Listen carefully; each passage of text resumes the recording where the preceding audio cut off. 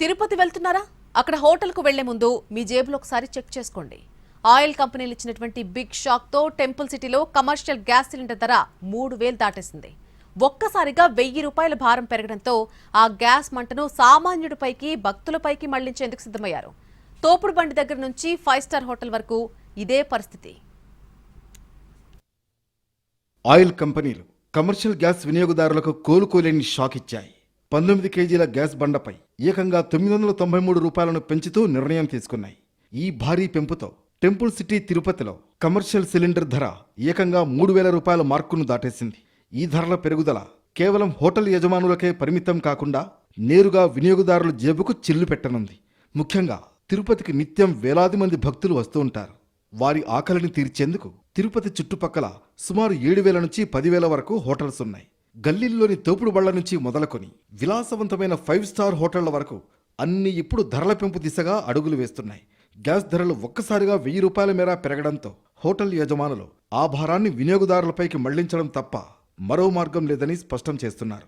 అయితే ధరల పెంపు సాకుతో కొందరు హోటల్ యజమానులు అడ్డగోలుగా రేట్లు పెంచుతున్నారనే విమర్శలు కూడా వినిపిస్తున్నాయి.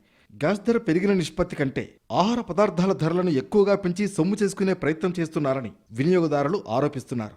గతంలో కూడా గ్యాస్ ధరలు పెరిగినప్పుడు రేట్లు పెంచిన యాజమాన్యాలు ధరలు తగ్గినప్పుడు మాత్రం మెనూ రేట్లను తగ్గించిన దాఖలాలు లేవు. దీనివల్ల హోటల్ యజమానులకు కొంత ఇబ్బంది కలిగినా అంతిమంగా నష్టపోయేది మాత్రం సామాన్య భక్తుడే. రోడ్ల పక్కన టిఫిన్లు, ఫాస్ట్ ఫుడ్ విక్రయించే చిన్న వ్యాపారుల పరిస్థితి మరీ దారుణంగా ఉంది. వీరు రోజువారీ ఆదాయంపైనే ఆధారపడి ఉంటారు.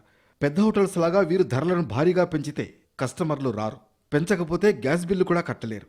ఇప్పటికే నిత్యావసరాల ధరలు ఆకాశాన్నంటుతున్నాయి. ఇప్పుడు గ్యాస్ బాంబు పేలడంతో తమ ఉపాధిని కోల్పోయే ప్రమాదం ఉందని చిరు వ్యాపారులు ఆవేదన వ్యక్తం చేస్తున్నారు. గ్యాస్ ధరల పెంపు ప్రభావం కేవలం వంటగదికే పరిమితం కాకుండా హోటళ్లలోని మొత్తం మెనూ కార్డును మార్చేబోతోంది. చికెన్ బిర్యానీ, వెజ్ థాలీ వంటి భోజనాలపై కనీసం 20 నుంచి 50 రూపాయల వరకు అదనపు భారం పడే ప్రమాదం ఉంది.